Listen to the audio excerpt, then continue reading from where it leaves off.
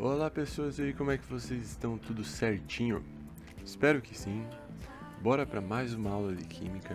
E hoje a gente vai estudar mais um pouquinho do cálculo estequiométrico. A gente vai aprender como fazer esse cálculo, como usar esse método para calcular as quantidades de reagentes e produtos em uma reação, quando a gente tem porcentagem de rendimento e porcentagem de pureza envolvida na reação química. Então eu separei aqui dois exemplos para mostrar como é que funciona a ideia do rendimento. Então imagine que você vai fazer uns hot dog lá daquele jeitão, né? Você tem 4 vina e 4 pão. Quando você vai fazer, por algum motivo na natureza, ou por algum motivo que dá uma bugada na sua mente, você acaba fazendo só 3 hot dog e deixa uma vina e um pão lá meio esquecido, meio separado, meio sem reagir. É isso, tipo uma coisa assim, nossa, deu uma bugada ali e tal na reação química. Pois é, algumas reações acabam tendo esse acontecimento mesmo, né, ao longo do acontecimento delas, né, ao longo da extensão da reação.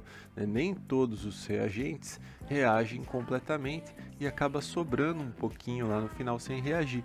É o que a gente chama de rendimento da reação, ó, yield. Né, o rendimento em porcentagem da reação, beleza? Então vai sobrar um pouquinho lá sem reagir. Naturalmente isso acontece com várias reações químicas, né? É algo que a gente pode até dar uma manipulada, mas não tem o que fazer, né? Se a reação lá tem um rendimento de 90%, quer dizer que nem todo o reagente vai se transformar em produto, beleza? E podemos ter também o caso da pureza dos reagentes, né? Nem sempre os reagentes são 100% puros. Então eu exemplifiquei aqui, ó, imagina que você vai fazer uns hot dog, mas daí a tua vina é metade uma coisa meio estranha aqui, que eu chamei de Jimmy. Chamei de Jimmy. Né? Então você tem lá a vina que tem um Jimmy aqui, ó. Né? Tem um Jimmy em uma vina e um Jimmy na outra. Daí você quer fazer 2 hot dog. Não vai dar pra fazer 2 hot dog, você concorda comigo? É porque um vai ficar meio, os 2 hot dog vão ficar meio esquisito. Então é como se você pudesse fazer um cachorro quente bem certinho, né? Com metade de cada vina, e vai sobrar lá um pãozinho sem reagir, e vai ter os Jimmys aqui vão ficar ali no final da reação de boa, né? Por quê? Porque o Jimmy seria uma impureza no reagente, e essa impureza influencia, né, na quantidade de produtos que é obtida na reação química.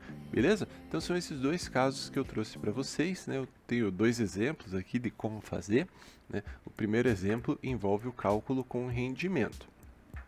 Como que vai funcionar? Mais ou menos do mesmo jeito que você já sabe fazer e tal, né? Que a gente já faz e tal, usando as regras de 3. Então aqui tem uma questão que fala o seguinte: o estrôncio pode ser obtido a partir do mineral celestita, SrSO4. Supondo que se tenha 1837 gramas desse mineral, a quantidade em quilogramas que se obtém de estrôncio, considerando um rendimento de 80%. Essa é a grande diferença do que a gente estava vendo até agora, né? Antes não falava nada de rendimento, e agora você percebe que a gente tem uma certa porcentagem aqui. Então vamos lá, como que a gente vai fazer? Primeiro a gente precisa da reação química, né? Essa reação aqui não foi fornecida pra gente, né? Eu acabei tendo que ir pesquisar, mas ela funciona basicamente desse jeito. O sulfato de estrôncio, quando ele é processado e tudo mais, refinado, ele vai gerar um estrôncio aqui e mais alguns produtos de reação. Se ele for aquecido, provavelmente libera SO2 ou SO3 aqui, né, no final, mas isso não importa, né? O que importa é simplesmente essa relação aqui, tá bom? Então vamos lá. Bom, para fazer isso a gente precisa de duas linhas, né?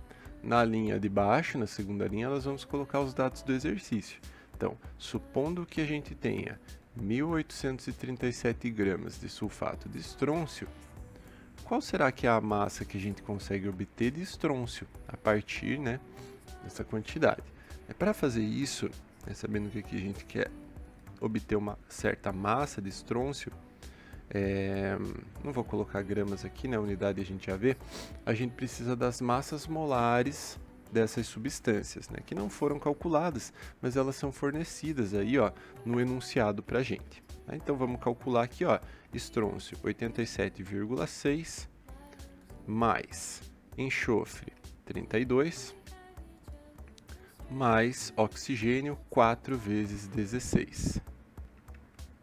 Vamos ver quanto que dá. 183,6,7, né? Porque eu acabei arredondando o enxofre ali. 183,7 gramas por mol. É a massa molar do sulfato de estrôncio. Vou até escrever aqui, né? SR, SO4, 183,7 gramas por mol. Beleza?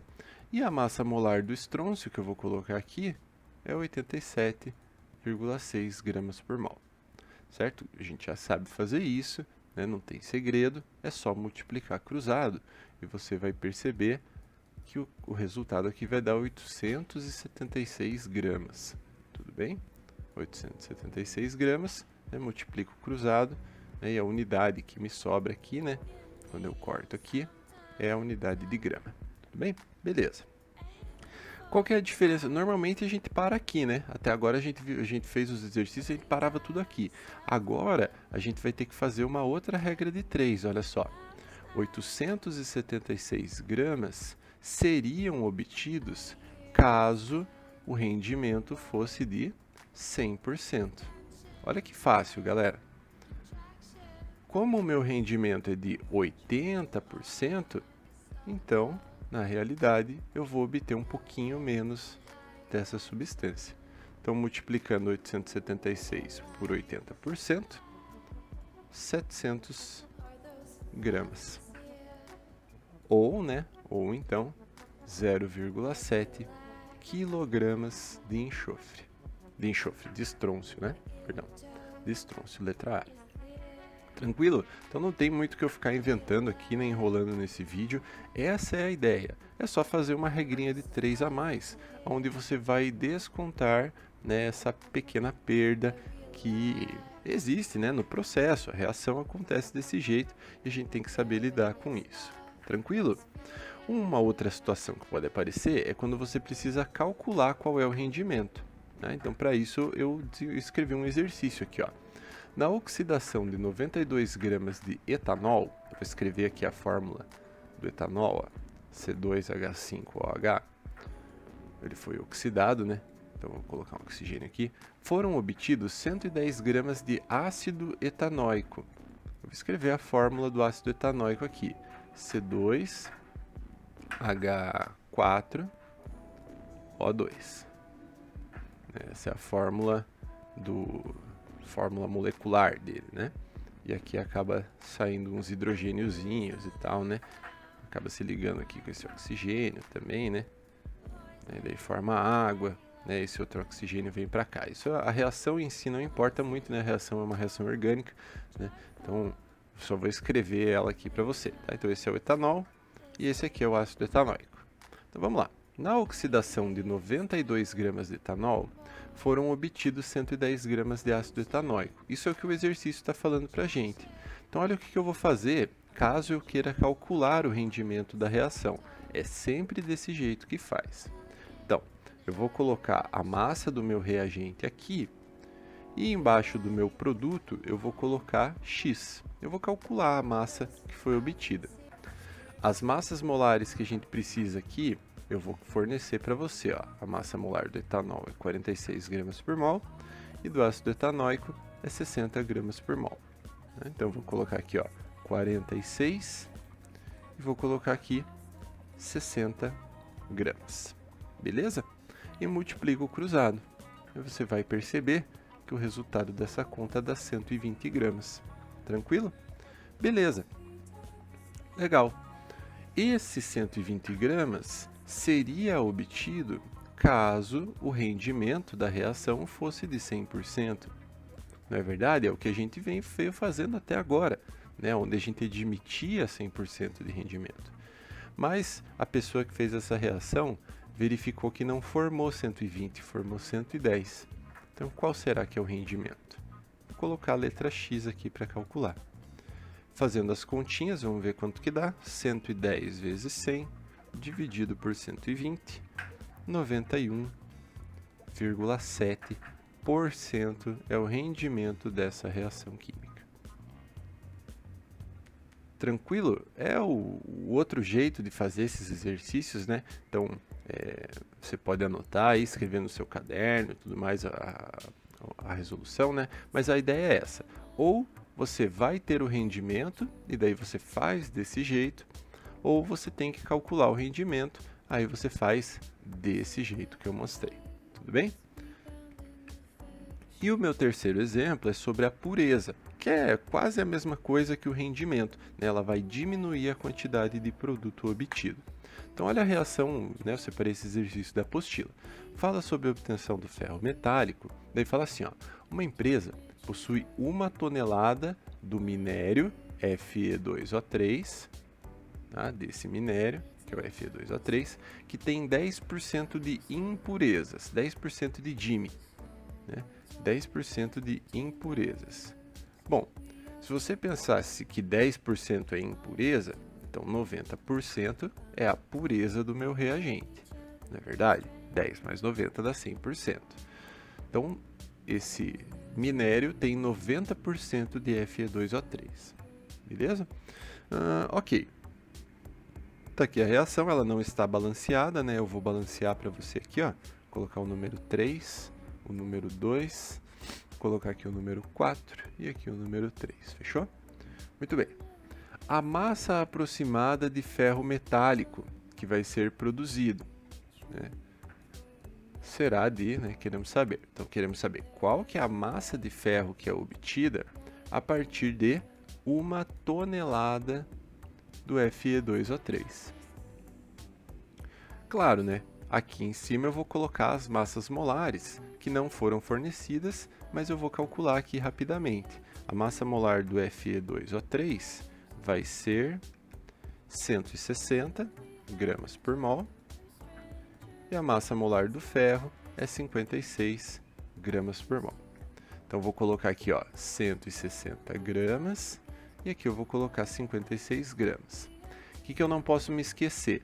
De baixar os coeficientes do balanceamento aqui, ó.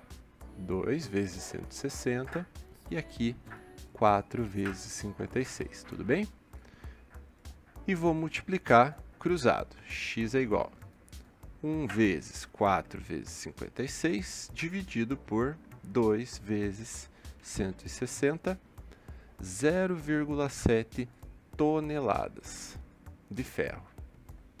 Normalmente terminaria aqui o exercício, mas a gente precisa descontar essa porcentagem. Então, 0,7 toneladas seriam obtidos caso o meu reagente fosse 100% puro. De acordo com o enunciado, o meu reagente é 90% puro. Então, vai formar um pouquinho menos de produto, né? Porque aquelas impurezas, aquele 10% de impureza não reage, né, e limita um pouquinho a quantidade que é formada. Então, 0,7 vezes 90%, 0,63 toneladas, ou então 630 quilogramas de ferro é que seriam obtidos nessa reação química. Tudo bem? O que eu quero dizer com isso, né, com esses cálculos? Você percebe que é o mesmo jeito de fazer, né? Essa primeira regra de 3 aqui que eu estou destacando em verde é uma regra de 3 que a gente já está acostumado a fazer, né? A gente já vem trabalhando nelas há 2 semanas, né? Então a gente sabe muito bem como calcular, como colocar os dados aqui na montagem. O que tem de diferente nessa aula de hoje? É que você vai ter uma porcentagem de pureza ou de rendimento. E daí você tem que fazer uma regrinha de 3 a mais. Você pode estar se perguntando, pô, mas pode ter um caso onde no mesmo exercício, na mesma situação, eu tenho uma porcentagem de pureza e de rendimento? Sim, pode acontecer. Nesses casos, você faz 2 regras de 3 a mais. Uma, vou voltar aqui, né? Uma para o rendimento, como eu estou destacando aqui em verde, e a outra para a pureza, como eu estou destacando aqui agora em verde. certo? Mas a gente pode praticar isso, né, nos nossos encontros, né, que estão acabando, galera, nesse sentimento de nostalgia adiantada já, é que eu vou ficando por aqui. Logo mais a gente se encontra. Valeu, é nóis. Fui!